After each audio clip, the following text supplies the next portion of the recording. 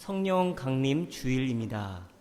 성령 강림 주일 지내면서 사도신경의 세 번째 믿음 고백 부분, 사도신경 강의 마지막 시간 함께 나누도록 하겠습니다.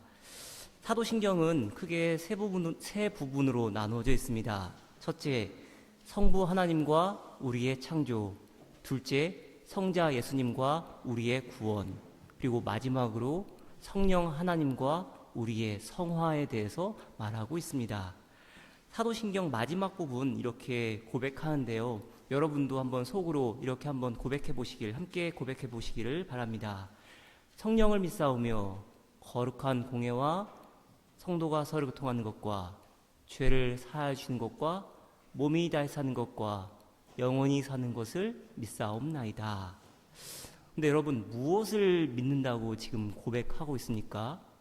우리말 어순 때문에 성령님을 믿는다고만 고백하는 것 같은데요. 독일어 사도신경 들어보시면서 한번 무엇을 믿는지 한번 고백해 보시길 바랍니다. Ich glaube an den Heiligen Geist, die heilige christliche Kirche, Gemeinschaft der Heiligen, Vergebung der Sünden, Auferstehung der Toten und das ewige Leben. 지금 무엇을 믿는다고 고백하고 있습니까? 전부 다요. 네. 성령을 믿사오며 거룩한 공회를 믿사오며 성도가 서로 교통하는 것을 믿사오며 죄를 사하여 주신 것을 믿사오며 몸이 다시 사는 것을 믿사오며 영원히 사는 것을 믿는다고 고백하고 있는 것입니다.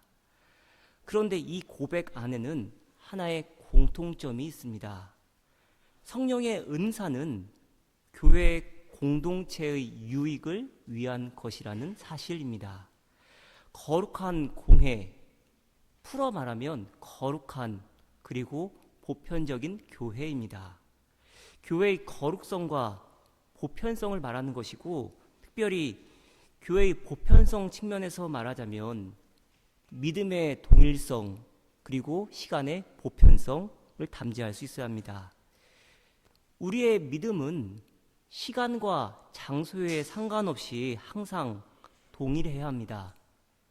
한국에 있든지 독일에 있든지 1000년 전에 살든지 지금 살든지 우리의 신앙 고백의 기본 골자는 동일해야 합니다. 또한 교회는 기독교 역사와 시간의 흐름 위에 있어야 합니다.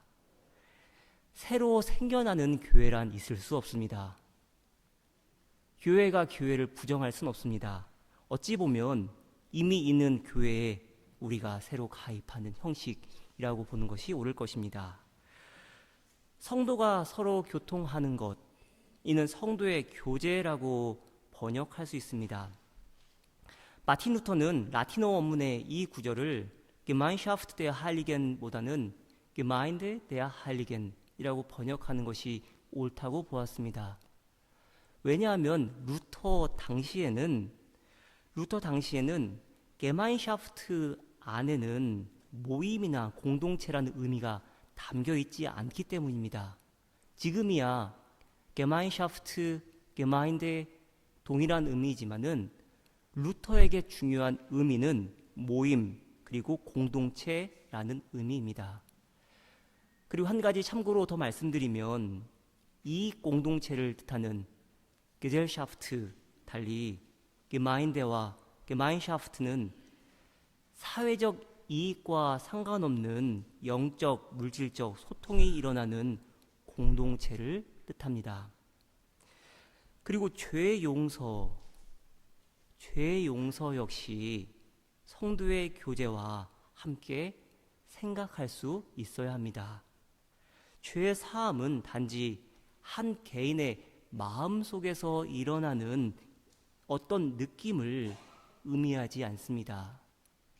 대신 성령 하나님께서, 거룩한 영이신 성령님께서 그리스도의 몸인 지체들에게 베푸시는 영적 실체입니다. 그리고 죄 용서가 이루어지는 현장이 어디입니까, 여러분? 교회. 더 넓은 의미로 확장하면 거룩한 공회, 곧 거룩한 그리고 보편적인 교회에서 일어나게 되는 것입니다. 그리고 죽음 앞에서 사랑하는 사람들과의 이별 앞에서 겪는 단절 가운데 가장 큰 위로가 무엇입니까? 몸의 부활과 영원한 생명입니다. 부활과 영생이 있기 때문에 우리 안에 소망이 있고 기쁨이 넘치고 찬양이 있는 것입니다. 영원한 기쁨, 영원한 찬양, 어디 위에 토대를 둡니까? 영원한 생명 위에 있는 것입니다. 결국 성령님께서 하시는 사역은 교회 공동체의 연합과 유익을 위한 것임을 알 수 있습니다. 그런데 여러분, 한 가지 질문 드리겠습니다.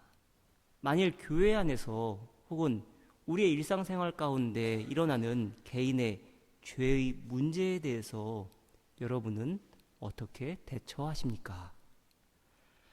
내 일 아니라고, 나와는 상관없다고 그렇게 말씀하시겠습니까?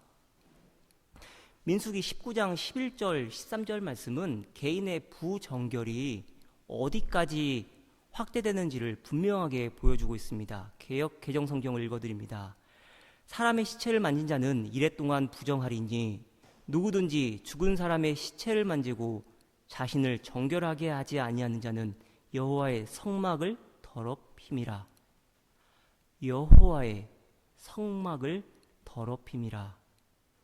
자신을 정결하게 하지 아니하는 자는 여호와의 성막을 더럽힌다고 말씀하고 있습니다. 개인의 부정결, 개인의 죄 때문에 여호와의 성막이 더럽혀지고 있다고 말씀하는 것입니다. 개인의 죄가 하나님이 임재하시는 성막을 더럽히고 이는 곧 공동체 전체의 문제로 확대되는 것입니다. 단지 개인의 죄로 끝나는 것이 아닙니다. 그래서 필요했던 것이 거룩의 회복이었고 원래의 거룩한 상태로 되돌아갈 수 있도록 거룩 회복 장치, 곧 속죄를 위한 시스템이 필요했던 것입니다. 오늘 본문 바로 직전 구절인 레위기 16장 16절 말씀 들어보십시오.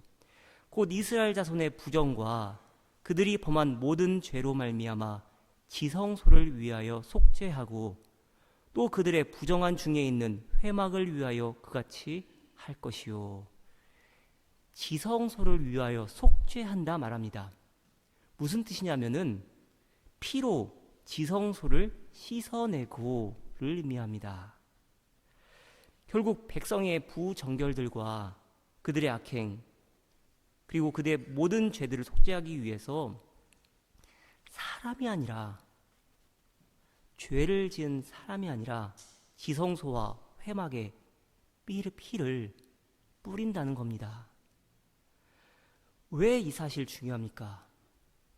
한 사람의 죄 때문에 성소가 더럽혀지고 성소가 더럽혀지면 그 죄가 공동체 전체로 확대되기 때문입니다. 그래서 오늘 본문에서 제사장이 어떻게 합니까? 성소 안에서 치른 예식이 끝나면 아론은 주 앞에 있는 제단으로 나아가서 그 제단을 성결하게 하는 예식을 올리고 잡은 숫소의 피와 순념수의 피를 받아다가 제단 뿔에 돌아가면서 발라야 한다. 그리고 그는 그 피를 자기 손가락으로 찍어 제단 위에 7번 뿌려서 부정하게 된 이스라엘 자손 때문에 같이 부정하게 된 제단을 정하게 하고 거룩하게 하여야 한다. 나 한 사람의 죄 때문에 성소가 오염되고 우리 공동체 전체가 더러워진다는 것입니다. 그래서 아론이 손가락으로 속죄제 짐승의 피를 제단 위에 7번 뿌렸고 그렇게 하자 제단이 정결하게 되어 거룩을 회복합니다. 제단이 거룩하게 되고 어떠한 일이 당연히 발생하겠습니까?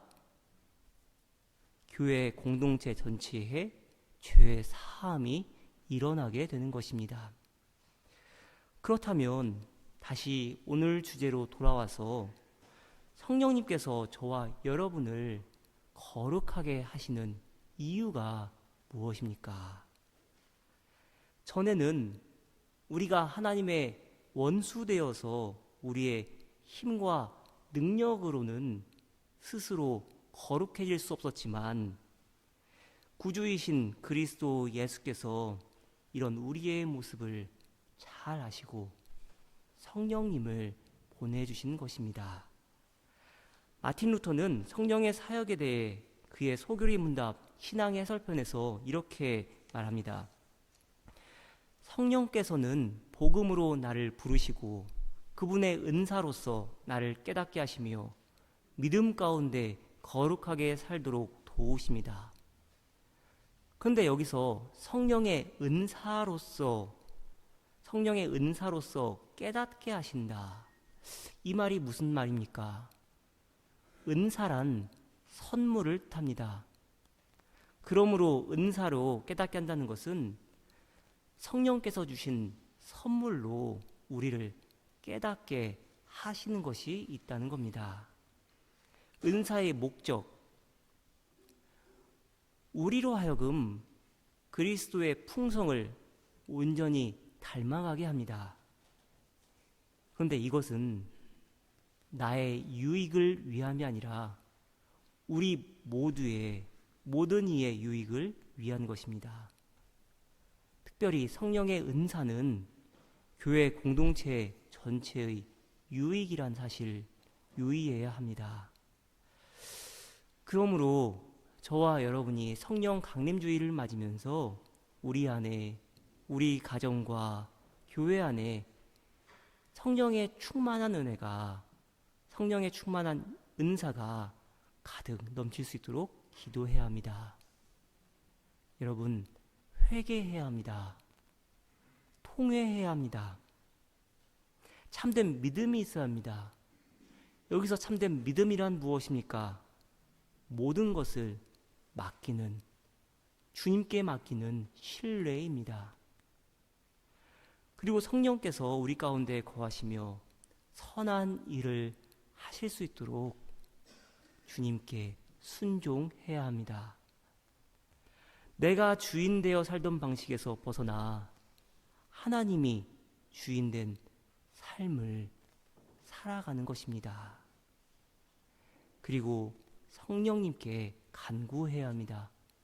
우리가 악에 빠지지 않도록 우리를 믿음 가운데서 은혜로 지키시고 보호하시기를 간절히 구해야 합니다. 사도 바울은 빌립보서 2장 13절에서 하나님께서 저와 여러분 안에 소원을 두고 행하게 하신다고 말합니다. 너희 안에서 행하시는 이는 하나님이시니 자기의 기쁘신 뜻을 위하여 너희에게 소원을 두고 행하게 하시나니. 사도 바울은 지금 빌립보 교회에 편지하면서 공동체의 중요성에 대해 반복하면서 강조하고 있습니다. 같은 생각을 품고 같은 사랑을 가지고 뜻을 합하여 한 마음이 될 것을 강력하게 권고합니다. 너희 안에서 행하시는 이는 하나님이시니. 그런데 이 구절을 정확하게 번역하면 너희 공동체 안에서 행하시는 이는 하나님이시라고 말하고 있는 것입니다.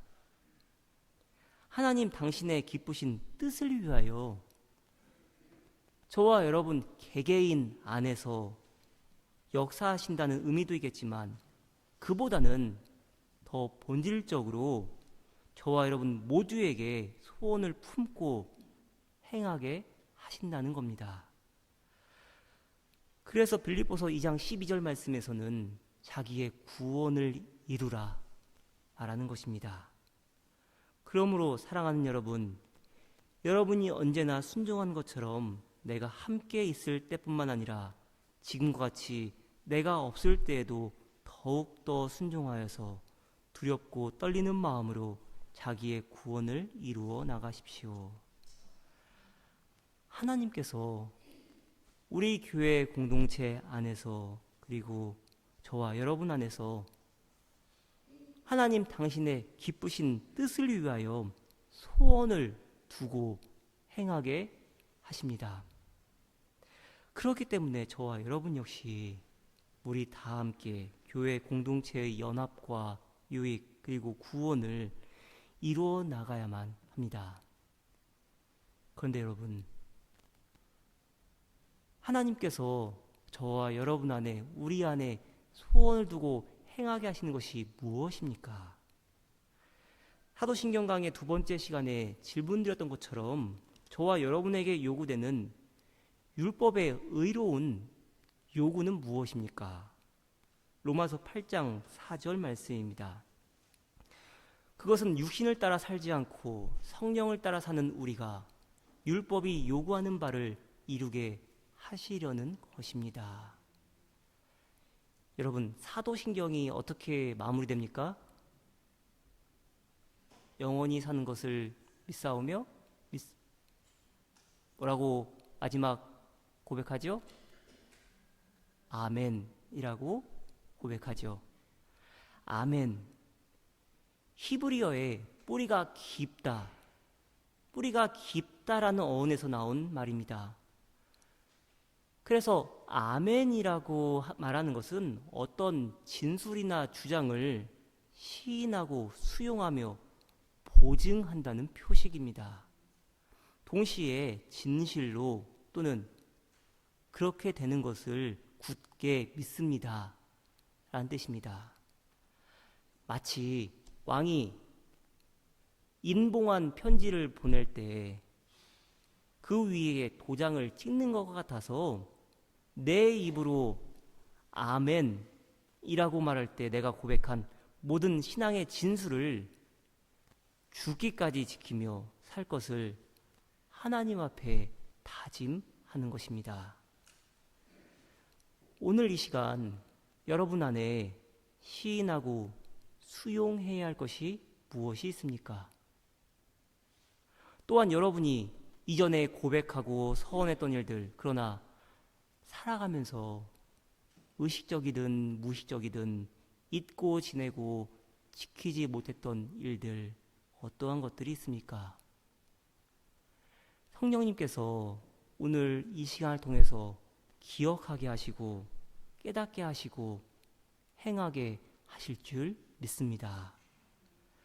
또한 분명한 것은 성령님의 역사는 나 개인의 유익을 위함이 아니라 우리 공동체 전체의 유익에 있음을 분명하게 깨달으시기를 바랍니다. 이를 위해서 저와 여러분 모두 하나님 앞에 정직했으면 좋겠습니다. 거짓 없이 하나님 앞으로 정직하게 나아갔으면 좋겠습니다.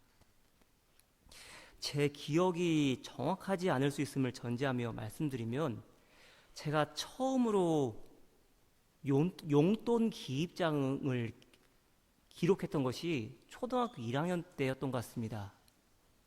오래 적진 않았고요. 아버지께 받은 돈 바로 다 써가지고 아마 그날로 다 끝나지 않았던가 싶은데요. 근데 중학교 1학년 때부터 고등학교 3학년까지 단 하루도 빠지지 않고 용돈 기입장을 적었습니다. 근데 사실 제게 용돈이란 개념은 없었습니다. 왜냐하면 아버지께 돈 달라고 하면요 언제든지 액수 상관하지 않고 주셨기 때문입니다. 그리고 초등학교 때부터 아버지 구두를 제가 닦았는데요. 아버지 구두 한 켤레 닦는 데에 결코 적지 않은 돈 받았습니다. 80년대, 90년대 초반, 제 기억이 틀릴 수도 있는데 제 기억으로는 한 켤레 1,000원 주셨습니다. 그때 1,000원이면 상당히 큰 돈이었습니다. 근데 중학교 2학년쯤에 친구의 물건을 파손한 적이 있었습니다. 이걸 어떻게 변상해야 할까 고민하는데 아버지에게 말씀은 드려야 되는데 아버지한테 말씀드리면 혼날 것 같고, 왜냐하면 저희 아버지가 정말 무서우셨거든요. 제가 초등학교 때까지만 해도 정말 많이 아버지께 크게 혼났었는데 중학교 1학년 딱 올라가는 첫째 날 아버지가 저한테 시계를 사주시고 또 한마디 하셨는데요. 시계 사주신 거는 시간을 평생 잘 지키며 살아가라. 그래서 제가 손목시계는 지금까지도 매일 찹니다. 또 하나, 이제 성인이니까 혼내지 않겠다. 중학교 1학년 아이한테 그렇게 말씀하셨어요. 성인이니까 혼내지 않겠다. 근데 정말 단 한 번도 혼내지 않으셨습니다. 근데 중학교 2학년 때 친구의 물건을 파손했는데 그 아버지의 무서운 모습이 생각이 나는 거예요. 어떻게 할까? 고민하다가 아버지께 솔직하게 말씀드렸는데 아버지께서 아무 말씀하지 않으시고 그냥 그 일 처리해 주셨습니다. 그리고 그에 대해서 단 한 번도 언급하지 않으셨습니다. 아버지께서 이렇게 제게 조건 없이 용돈 주셨던 이유, 돈 때문에 거짓말하지 말아라. 여러분, 살아가면서 거짓말할 상황이 있기는 한 것 같습니다. 하지만 여러분, 어떠한 상황 가운데도 거짓말하지 않고 솔직하게 나아갔으면 좋겠습니다. 그래서 저는 지금까지 아무리 형편이 어려워도 돈 때문에 거짓말하지 않았고, 아무리 불리한 상황 가운데 있다 할지라도 하나님 앞에서 부끄럽게 살지 않으려고 애썼습니다. 여러분, 내 안에 성령님께서 내주하시는데 감히 어떻게 거짓말하고 성령님의 역사하심에 반하는 행동들을 합니까? 나를 통해 공동체가 하나 되어야 합니다. 나를 통해 공동체가 연합해야 합니다. 이것이 저와 여러분에게 요구되는 율법의 의로운 요구입니다. 사랑하는 여러분, 사도신경 함께 나누는데요. 성부 하나님, 성자 하나님, 성령 하나님에 대한 믿음 고백 다시 한번 해보시기를 바랍니다. 내 삶의 주인이 하나님이시라고 고백하시기를 바랍니다. 구원의 확신이 있어 천국과 지옥에 대한 믿음이 분명하시기를 바랍니다. 성령 하나님의 인도하심을 따라 거룩을 위해 성화의 삶을 살아가며 소원을 두고 행하게 하시는 하나님의 뜻에 순종하여 우리 모두의 구원을 이루어 나가는 저와 여러분 되기를 간절히 축원합니다. 기도하겠습니다. 하나님 감사합니다. 사도신경을 배움으로 우리의 신앙 고백이 더욱 진실해지기를 원합니다. 우리의 삶이 하나님 앞에 거룩해지기를 소원합니다. 우리의 마음을 주장하시고 주님의 뜻을 따라 순종하며 살아가게 하옵소서. 또한 나의 유익이 아니라 우리 모두의 유익을 생각할 수 있는 저희들이 되게 하여 주시옵소서. 예수 그리스도의 이름으로 기도드렸습니다. 아멘.